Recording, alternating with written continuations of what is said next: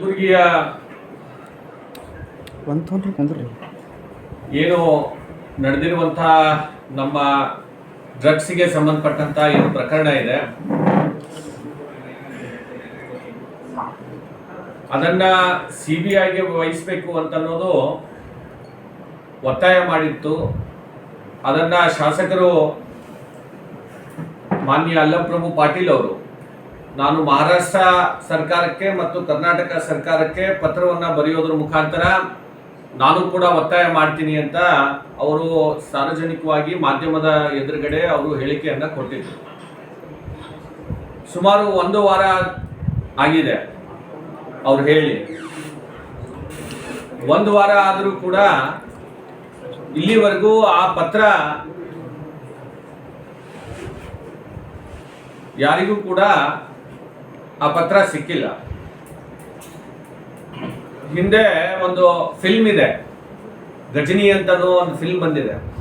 ಅದರಲ್ಲಿ ಹೀರೋಗೆ ಏನಾಗ್ತಿತ್ತು ಅಂತಂದ್ರೆ ನೆನ್ಪಾಗ್ತಿದ್ದ, ಅವನು ಏನು ಹೇಳ್ತಿದ್ದ ಅಥವಾ ಏನು ಮಾಡ್ತಿದ್ದ ಅದನ್ನ ನೆನ್ಪಾಗ್ತಿದ್ದ ಆ ಫಿಲ್ಮ್ನಲ್ಲಿ. ಹೀಗಾಗಿ ಪದೇ ಪದೇ ಅಲ್ಲಂಪ್ರಭು ಪಾಟೀಲ್ರಿಗೆ ನೆನ್ಪು ಕೊಡುವಂತ ಒಂದು ಅನಿವಾರ್ಯತೆ ಇವತ್ತಿನ ದಿವಸ ಬಂದಿದೆ. ಕೊಟ್ಟು ಮಾತನ್ನ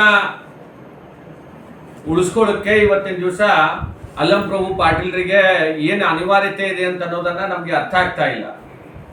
ಒಂದು ಕಡೆ ಅಭಿವೃದ್ಧಿ ಬಗ್ಗೆ ಮಾತನಾಡಿದ್ರೆ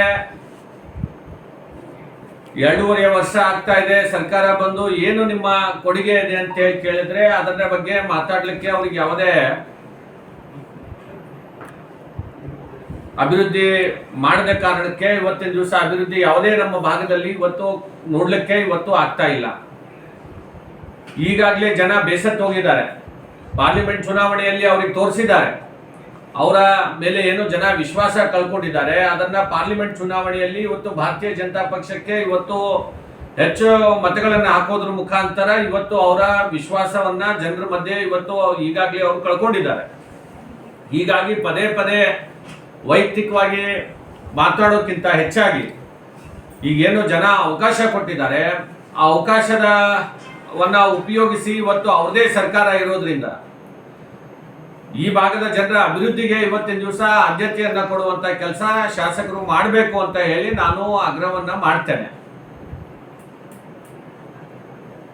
ಅದರ ಜೊತೆಯಲ್ಲಿ ನನ್ನ ರಕ್ತ ಕ್ರಿಮಿನಲ್ ರಕ್ತ ಇಲ್ಲ ಅಂತ ಮಾತನ್ನು ಕೂಡ ವಿಡಿಯೋನಲ್ಲಿ ಹೇಳಿದ್ದಾರೆ. ಅವರಿಗೆ ಯಾರು ಕ್ರಿಮಿನಲ್ ಅಂತ ಹೇಳಿದ್ದಾರೆ ನನಗೆ ಗೊತ್ತಿಲ್ಲ, ತಮ್ಮಷ್ಟಕ್ಕೆ ತಾವೇ ಹೇಳಿಕೆಯನ್ನ ಕೊಡುವಂಥದ್ದು. ಹಿಂದೆ ಅವರು ಸರ್ಕಾರದಲ್ಲಿ ನಾನು ಹೇರ್ ಟ್ರಾನ್ಸ್ಪ್ಲಾಂಟ್ ಅನ್ನ ಮಾಡ್ಕೊಂಡಿದ್ದೀನಿ ಅಂತಂದ್ರೆ ಕೂದಲನ್ನ ಟ್ರೀಟ್ಮೆಂಟ್ ಅನ್ನ ತಗೊಂಡಿದ್ದೀನಿ ಅಂತ ಹೇಳಿ ಸರ್ಕಾರದಲ್ಲಿ ಬಿಲ್ ಕ್ಲೇಮ್ ಮಾಡಿ ಅದು ಮಾಧ್ಯಮದಲ್ಲಿ ಬಂದ ಮೇಲೆ ಇಲ್ಲ ಅವರು ನಾನು ಯಾವುದೇ ಆ ರೀತಿ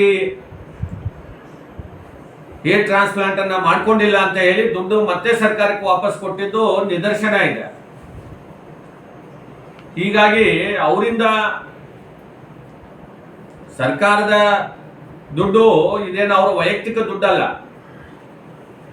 ಅದನ್ನ ಮಾನ್ಯ ಶಾಸಕರು ಅರ್ಥ ಮಾಡಿಕೊಂಡು ಇವತ್ತು ಅಭಿವೃದ್ಧಿ ಕಡೆ ಹೆಚ್ಚು ಗಮನವನ್ನ ಹರಿಸಿ ಕೆಲಸ ಮಾಡಬೇಕಾಗಿದೆ. ಈ ರೀತಿ ಜನರನ್ನ ದಾರಿ ತಪ್ಪಿಸುವಂಥದ್ದು, ಏನೋ ಬೇಕಾಬಿಟ್ಟಿ ಮನಸ್ಸಿಗೆ ಬಂದಂಗೆ ಹೇಳಿಕೆ ಕೊಡುವಂಥದ್ದು ನಿಲ್ಲಿಸಬೇಕು. ಇದು ಅವರ ವಯಸ್ಸಿಗೆ ಶೋಭೆ ತರುವಂಥದ್ದಲ್ಲ ಅಂತ ಹೇಳಿನೂ ಕೂಡ ನಾನು ಈ ಸಂದರ್ಭದಲ್ಲಿ ಹೇಳ್ತಾ ಮತ್ತೊಮ್ಮೆ ಆದಷ್ಟು ಬೇಗ ಅವರು ಪತ್ರ ಕೊಟ್ಟರೆ ಬಹಳ ಒಳ್ಳೇದಾಗತ್ತೆ ಅಂತ ಹೇಳಿ ನಾನು ವಿನಂತಿಯನ್ನ ಮಾಡ್ತೇನೆ. ಸರ್, ಈಗ ಶಾಸಕರು ಏನು ಹೇಳ್ತಾ ಇದ್ದಾರೆ, ದತ್ತಾತ್ರೇಯ ಪಾಟೀಲ್ ಅವರು ಅಧಿಕಾರದಲ್ಲಿಲ್ಲ, ಅದ್ರ ಸಲುವಾಗಿ ಮೀನು ಒದ್ದಾಡ್ತಾ ಇದ್ದಾರೆ ಅಂತ ಹೇಳ್ತಾರೆ. ನಾವು 2.5 ವರ್ಷ ಈಗ ಅವಕಾಶ ಕೊಟ್ಟಿದ್ದೇವೆ ಅವರಿಗೆ. ಅಧಿಕಾರ ಇರುತ್ತೆ ಬಿಡುತ್ತೆ ಅದು ಬೇರೆ ವಿಷಯ. ನಮ್ಮ ಕುಟುಂಬಕ್ಕೆ ಈ ಭಾಗದ ಜನರು ತಂದೆಯವರನ್ನ ತಾಯಿಯವರನ್ನ ನನ್ನನ್ನ ಸತತವಾಗಿ ಶಾಸಕರು ಮಾಡಿರುವಂಥದ್ದು ಜನರ ಆಶೀರ್ವಾದದಿಂದ. ಹೀಗಾಗಿ ನಾವು ಅಧಿಕಾರದಲ್ಲಿ ಇರದೇ ಇರಲಿ, ನಾವು ಜನರ ಬಗ್ಗೆ ಜನರ ಧ್ವನಿಯಾಗಿ ನಾವು ಸರ್ಕಾರಕ್ಕೆ ಇವತ್ತು ಅಥವಾ ಇರುವಂಥ ಶಾಸಕರಿಗೆ ಅವರ ಏನು ಆಡಳಿತದ ವೈಖರ್ಯವನ್ನ ಯಾವ ರೀತಿ ಅವರು ಜನರಿಗೆ ದುರಾಡಳಿತದಿಂದ ಇವತ್ತು ಜನರು ಬೇಸತ್ತಿದ್ದಾರೆ, ಅದ್ರ ಬಗ್ಗೆ ನಾವು ಧ್ವನಿಯನ್ನ ಎತ್ತಬೇಕಾಗತ್ತೆ. ಮತ್ತೊಂದು ಏನ್ ಹೇಳ್ತಾರೆ, ಅವ್ರ ತಂದೆಯವ್ರ ಕಾಲದಿಂದ ಅವರು ರಾಜಕೀಯವಾಗಿ ಇದ್ರು, ನನ್ನ ಮಗ ಯಾಕೆ ಇರಬಾರ್ದು ಅಂತ ಅನ್ನೋ ಮಾತನ್ನ ಅವ್ರು ಹೇಳ್ತಾ ಇರ್ತಾರೆ. ಸ್ವಾಮಿ, ನಿಮ್ಮ ಮಗನಿಗೆ ಇನ್ನೂ ಹೆಚ್ಚು ನೀವು ಅಧಿಕಾರ ಕೊಡಿ, ನಾವೇನ್ ಬೇಡ ಅಂತ ಇಲ್ಲ. ನೀವು ಇನ್ನೂ ಅವರಿಗೆ ಏನಂತಾರೆ ಶ್ಯಾಡೋ ಶಾಸಕನಾಗಿ ಮಾಡಿಕೊಂಡು ಇನ್ನೂ ಹೆಚ್ಚು ನೀವು ಅವರಿಗೆ ಅಧಿಕಾರ ಕೊಡಿ, ನಮ್ಗೇನು ತೊಂದರೆ ಇಲ್ಲ. ಆದರೆ ನಾನು ನಮ್ಮ ತಂದೆಯವರು ಇದ್ದ ಸಂದರ್ಭದಲ್ಲಿ ನಾನು ಕೂಡ ಒಬ್ಬ ಜಿಲ್ಲಾ ಪಂಚಾಯತಿ ಸದಸ್ಯನಾಗಿ, ನಾನು ಶಾಸಕರ ಮಗನಕ್ಕಿಂತ ಹೆಚ್ಚಾಗಿ ಒಬ್ಬ ಜಿಲ್ಲಾ ಪಂಚಾಯತಿ ಸದಸ್ಯನಾಗಿ ನಾನು ಕೆಲಸ ಮಾಡಿದ್ದೇನೆ ಹೊರತಾಗಿ ಶಾಸಕರ ಮಗ ಅಂತ ಹೇಳಿ ನಾನು ಕೆಲಸ ಮಾಡಿಲ್ಲ. ನಿಮ್ಮ ಮನೆಯಲ್ಲಿ ಯಾರು ಶಾಸಕರಿದ್ದಾರೆ ಅನ್ನೋದನ್ನ ಜನರಿಗೆ ಗೊತ್ತಾಗ್ತಾ ಇಲ್ಲ. ನೀವು ಶಾಸಕರಿದ್ದೀರಿ, ನಿಮ್ಮ ಮಕ್ಕಳು ಶಾಸಕರಿದ್ದಾರೆ, ಗೊತ್ತಾಗ್ತಾ ಇಲ್ಲ. ಈ ರೀತಿಯಾದಂತ ಒಂದು ಆಡಳಿತ ನೀವು ನಡೆಸ್ತಾ ಇದ್ದೀರಿ, ಇದು ಸರಿಯಲ್ಲ ಅಂತ ಅನ್ನೋದನ್ನ ಮಾತನ್ನ ಈ ಸಂದರ್ಭದಲ್ಲಿ ಹೇಳ್ಬೇಕಾಗತ್ತೆ. ಮತ್ತೊಮ್ಮೆ ನಮ್ಮ ತಂದೆಯವರು ಶಾಸಕರಿದ್ದ ಸಂದರ್ಭದಲ್ಲಿ ನಾನು ಕೂಡ ಜಿಲ್ಲಾ ಪಂಚಾಯತಿ ಒಬ್ಬ ಸದಸ್ಯನಾಗಿ ನಾನು ಕೆಲಸ ಮಾಡಿದ್ದೀನಿ ಹೊರತಾಗಿ ಚಂದ್ರಶೇಖರ್ ಪಾಟೀಲ್ ರೇವರು ಒಬ್ಬರು ಶಾಸಕರಿದ್ದಾರೆ, ಅವ್ರ ಮಗ ಅಂತ ಹೇಳಿ ನಾನು ಯಾವುದೇ ರೀತಿಯಿಂದ ಅಧಿಕಾರವನ್ನ ದುರುಪಯೋಗ ಮಾಡುವಂತ ಕೆಲಸ ನಾನು ಮಾಡಿಲ್ಲ. ಸರ್, ಈಗ ದಕ್ಷಿಣ ಮತಕ್ಷೇತ್ರದಲ್ಲಿ ರಸ್ತೆ ಕಾಮಗಾರಿ ಆಗಿರ್ಬೋದು ಹೇಳ್ತಾ ಇದ್ದೀನಲ್ಲ, ಈ ರೀತಿ ಅನೇಕ ಹಗರಣಗಳಿದ್ದಾವೆ. ಅವ್ರೇನು ತಮ್ಮ ಅಳಿಯನ್ನ ಇವತ್ತಿನ ದಿವಸ ಪಟ್ಟಣ್ ಶೆಟ್ಟಿ ಅಂತ ಹೇಳಿ AW ಆಗಿ ತಗೊಂಡು ಬಂದ್ರು.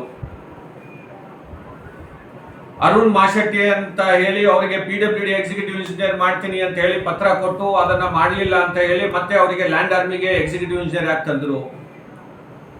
ಅವ್ರು ಬಂದ್ಮೇಲೆ ಆ ಇಲಾಖೆಗೆ ಎಷ್ಟು ಕೆಲಸ ಕೊಟ್ರು, ಎಷ್ಟು ಕೆಲಸಗಳು ಇವತ್ತು ಜನರೇ ನೋಡ್ತಾ ಇದ್ದಾರೆ. ಇದ್ರ ಬಗ್ಗೆ ಹೆಚ್ಚು ಜನ ಮಾತಾಡ್ತಾ ಇದ್ದಾರೆ, ಯಾವ ರೀತಿ ಕಳಪೆ ಕೆಲಸ ಆಗ್ತಾ ಇದೆ ಅಂತ ಅನ್ನೋದನ್ನ. ಮಳೆ ಬಂದ್ರೆ ಇವತ್ತು ರಸ್ತೆಯಲ್ಲಿ ಓಡಾಡಕ್ಕಾಗ್ತಾ ಇಲ್ಲ. ಮಹಾನಗರ ಪಾಲಿಕೆಯಲ್ಲಿ UGD ಇನ್ನೂ ಕೂಡ ಸುಮಾರು 15 ದಿವಸ ಆಗಿದೆ. ಕಾರ್ಮಿಕರು ಮತ್ತು ಮಹಾನಗರ ಪಾಲಿಕೆಯ ಅಲ್ಲಿ ಸಿಬ್ಬಂದಿ ವರ್ಗ ಇನ್ನೂ ಮುಷ್ಕರದಲ್ಲಿ ಹೋರಾಟವನ್ನ ಮಾಡ್ತಾ ಇದ್ದಾರೆ. ಕಸ ಎತ್ತೋರು ಯಾರು ಕೂಡ ಇನ್ನೂ ಬರ್ತಾ ಇಲ್ಲ. ಈ ರೀತಿ ಇವರ ಒಂದು ದುರಾಡಳಿತ ಜನರಿಗೆ ಇವತ್ತು ಅದನ್ನ ಮನವರಿಕೆ ಆಗ್ತಾ ಇದೆ. ಜನರು ಕೂಡ ಇವ್ರ ಬಗ್ಗೆ ಬೇಸತ್ತಿದ್ದಾರೆ. ಇವ್ರ ಮೇಲೆ ಏನು ಅವಕಾಶ ನೀಡಿದ್ರೆ ಇವ್ರು ಏನು ಒಳ್ಳೆ ಕೆಲಸ ಮಾಡ್ತಾರೆ ಅಂತ ಹೇಳಿ ಜನ ಅನ್ಕೊಂಡಿತ್ತು. ಇವತ್ತು ಅದ ಎಲ್ಲವೂ ಕೂಡ ಇವತ್ತು ಸುಳ್ಳಾಗಿದೆ ಅಂತ ಹೇಳಿ ಹೇಳ್ಬೇಕಾಗ್ತಾ ಇದೆ. ಈಗ ಶಾಸಕರೇನು ಹೇಳ್ತಾರೆ, ದತ್ತಾತ್ರೇಯ ಪಾಟೀಲ್ ಅವರು, ನಾವು ಅವರಿಗೆ ಸತ್ಯ ಹೇಳಿದ್ರೆ ಈ ರೀತಿ ಅವರಿಗೆ ಅವ್ರಂತಾರೆ. ನಾವೇನು ಹೇಳಿದೀವೋ ಅವರಿಗೆ ನೀವು ಅಭಿವೃದ್ಧಿ ಬಗ್ಗೆನಲ್ಲಿ ಮಾತಾಡಿ, ನೀವೇ ಹೇಳಿದ್ರಿ ಪತ್ರ ಕೊಡ್ತೀನಿ ಅಂತ ಹೇಳಿ. ಈಗ ಅದು ಪತ್ರ ನೀವು ಕೊಡಬೇಕಲ್ಲ. ಕೊಟ್ಟ ಮಾತನ್ನ ತಪ್ಪಿದ್ರೆ ಅವ್ರಿಗೆ ಏನ್ ಹೇಳ್ತಾರೆ ನಿಮ್ಗೆಲ್ಲ ಗೊತ್ತಿದೆ. ಯಾರು ಮಾತು ಕೊಟ್ಟಿರ್ತಾರೆ ಆ ಮಾತಿನ ನಡಲಿಲ್ಲ ಅಂತಂದ್ರೆ ಅವ್ರಿಗೆ ಏನಂತಾರ, ಅದನ್ನ ನಾವು ಹೇಳ್ಬೇಕಾಗತ್ತೆ. ಅದಕ್ಕೆ ಮೊದಲು ಅವರು ಪತ್ರ ಕೊಡ್ತೀನಿ ಅಂತ ಹೇಳಿದ್ದಾರೆ, ಮೊದಲು ಪತ್ರ ಕೊಡ್ಲಿ. ನಾವು ತಂದೆ ಸಮಾನ ಇದ್ದೀನಿ, ನನಗೆ ಕಿವಿ ಕೇಳಲ್ಲ ಮತ್ತು ಲೂಸ್ ಅದ ಅಂತೇಳಿ ಎಲ್ಲೋ ನಂಗೆ ನೋವು ತಂದಿದೆ. ಅವ್ರು ಆ ಥರ ಮಾತಾಡಬಾರ್ದು, ವೈಯಕ್ತಿಕವಾಗಿ ನಿಂದನೆ ಮಾಡಿದ್ರಂತ ಆರೋಪ ಸರ್. ನಾನು ಮತ್ತೆ ನಾವು ಮಾತನ್ನ ಈಗ ಅದೇ ಹೇಳ್ತಾ ಇದ್ದೀನಲ್ಲ, ಸುಮಾರು 1 ವಾರ ಆಗಿದೆ. ಅವರೇ ಹೇಳಿಕೆ ಕೊಟ್ಟಿದ್ದಾರೆ. ಈ ರೀತಿ ಕೊಟ್ಟ ಹೇಳಿಕೆಗೆ ಬದ್ಧ ಇಲ್ಲ ಅಂತಂದ್ರೆ ಮತ್ತೆ ಅವ್ರಿಗೆ ಏನ್ ಹೇಳ್ಬೇಕು ನಾವು? ಅವ್ರ ತಲೆ ಸರಿ ಇಲ್ಲ ಅಂತಾನೆ ಹೇಳ್ಬೇಕಲ್ಲ. ಅವರಾಗಿನೇ ವೈಯಕ್ತಿಕ ನಾನು ಇಲ್ಲ ಮಾಧ್ಯಮದ ಎದುರುಗಡೆ ಹೇಳಿದ್ದಾರೆ, ಮಹಾರಾಷ್ಟ್ರ ಸರ್ಕಾರಕ್ಕೆ ಪತ್ರ ಕೊಡ್ತೀನಿ, ನಾನು ಕರ್ನಾಟಕ ಸರ್ಕಾರಕ್ಕೂ ಪತ್ರ ಕೊಡ್ತೀನಿ. ಮತ್ತೆ ಕೊಡಬೇಕಾಗಿತ್ತಲ್ಲ. ಈಗಾದರೂ ಅವರು ಕೊಟ್ಟ ಮಾತನ್ನ ಉಳಿಸ್ಕೊಳ್ಳಿಕ್ಕೆ ಇವತ್ತು ಪತ್ರವನ್ನ ಆದಷ್ಟು ಬೇಗ ಕೊಡ್ಲಿ ಅಂತ ಹೇಳಿ ನಾನು ಆಗ್ರಹವನ್ನ ಮಾಡ್ತೇನೆ. ಸರ್, ಈಗ ನಿಮ್ಮ ಕೊನೆಯದಾಗಿ ಡ್ರಗ್ ಕೇಸ್ನಲ್ಲಿ ಲಿಂಗರಾಜ್ ಕಣ್ಣಿಯವರು ಅರೆಸ್ಟ್ ಆಗ್ತಾರೆ. ಕೇವಲ 3-4 ದಿನ 5 ದಿವಸದ ನಂತರ ಇದು ಮಾಧ್ಯಮದ ಬೆಳಕಿಗೆ ಬಂದಿದೆ. ಅವರ ಕೇಸ್ ಆದ್ಮೇಲೆ 20 ದಿವಸ ಆದ್ಮೇಲೆ ಇದು ಮಾಧ್ಯಮದ ಬೆಳಕಿಗೆ ಬಂದಿದ್ದು. ಹೀಗಾಗಿ ಬೇಲ್ ಮೇಲೆ ಹೊರಗೆ ಬಂದಿದ್ದು ಅದು ಕಾನೂನು ಯಾವ ರೀತಿ ಅದಕ್ಕೆ ಅವರ ಒಂದು ಪ್ರಕರಣಕ್ಕೆ ಸಂಬಂಧಪಟ್ಟಂತದ್ದು ಕಾನೂನು ವ್ಯಾಪ್ತಿಯಲ್ಲಿ ಇದು ಕೇಸ್ ಆಗಿ ನಡೀತಾ ಇದೆ. ಅದ್ರ ಬಗ್ಗೆ ನಾನು ಜಾಸ್ತಿ ಹೇಳಿಕೆ ಕೊಡ್ಲಿಕ್ಕೆ ಸೂಕ್ತ ಇರೋದಿಲ್ಲ. ಹೀಗಾಗಿ ಕಾನೂನು ತನ್ನ ಕೆಲಸ ಮಾಡುತ್ತೆ, ಆದರೆ ಶಾಸಕರು ತಮ್ಮ ಕೆಲಸ ಮಾಡಬೇಕು. ನಮ್ಮ ಮಗ ಅದರಲ್ಲಿ ಭಾಗಿಯಾಗಿದ್ದಾನೆ, ಡ್ರಗ್ಸ್ನಲ್ಲಿ ಭಾಗಿಯಾಗಿದ್ದಾನೆ ಅನ್ನೋ ಸುಖ ಸುಮ್ಮನೆ ಆರೋಪ ಮಾಡೋಕ್ಕಿಂತ ಮುಂಚೆ ಮಾಜಿ ಶಾಸಕರು ಆತ್ಮಾವಲೋಕನ ಮಾಡ್ಕೋಬೇಕು. ಯಾಕೆಂದ್ರೆ ಕೋವಿಡ್ ಸಂದರ್ಭದಲ್ಲಿ ಕಾರೆಕ್ಸ್ ಅನ್ನೋದು ಯಾವ ರೀತಿ ಕೊಟ್ಟಿದ್ದಾರೆ, ಎಲ್ಲೆಲ್ಲಿ ಯಾವ ಮೆಡಿಕಲ್ ಹಿಂಗೆಲ್ಲ ಮಾತಾಡಿದಾಗ ನಾವು ಅದೇ ಹೇಳ್ಬೇಕಾಗತ್ತೆ. ಅವರಿಗೆ ಮೊದಲಂತರೂ ಕಾನೂನು ಬಗ್ಗೆ ಅವರಿಗೆ ಯಾವ ರೀತಿ ಕೆಲಸ ಮಾಡುತ್ತೆ ಅಂತ ಅನ್ನೋದು ಅವರಿಗೆ ಅದರದ್ದು ನಾಲೆಜ್ ಇಲ್ಲ. ಯಾವುದೇ ಮೆಡಿಕಲ್ ಸ್ಟೋರು ಡ್ರಗ್ ಡಿಪಾರ್ಟ್ಮೆಂಟ್ ಇಂದ ಲೈಸೆನ್ಸ್ ತಗೊಂಡು ಡ್ರಗ್ ಆ್ಯಂಡ್ ಕಾಸ್ಮೆಟಿಕ್ ಆಕ್ಟ್ ಅಡಿಯಲ್ಲಿ ಇವತ್ತು ಅವರು ತಮ್ಮ ಕೆಲಸವನ್ನ ನಿರ್ವಹಣೆ ಮಾಡಬೇಕಾಗುತ್ತೆ. ಹಂಗೆ ಮನ್ಸಿಗೆ ಬಂದಂಗೆ ಯಾವ ಮೆಡಿಕಲ್ ಸ್ಟೋರಿಗೂ ಕೂಡ ಮಾಡಲಿಕ್ಕೆ ಅವಕಾಶ ಇರೋದಿಲ್ಲ. ಅದಕ್ಕೆ ಮಾಡಿದ್ರೆ ಡಿಪಾರ್ಟ್ಮೆಂಟ್ ಇದೆ, ಅವರು ಅದ್ರ ಮೇಲೆ ಆಕ್ಷನ್ ತಗೋತಾರೆ. ಹೀಗಾಗಿ ಅವರಿಂದ ನಾವೇನು ಕಲಿಬೇಕಾಗಿಲ್ಲ. ಅವರು ಸ್ವಲ್ಪ ತಮ್ಮ ಆತ್ಮಾವಲೋಕನೆಯನ್ನ ಮಾಡ್ಕೋಬೇಕು.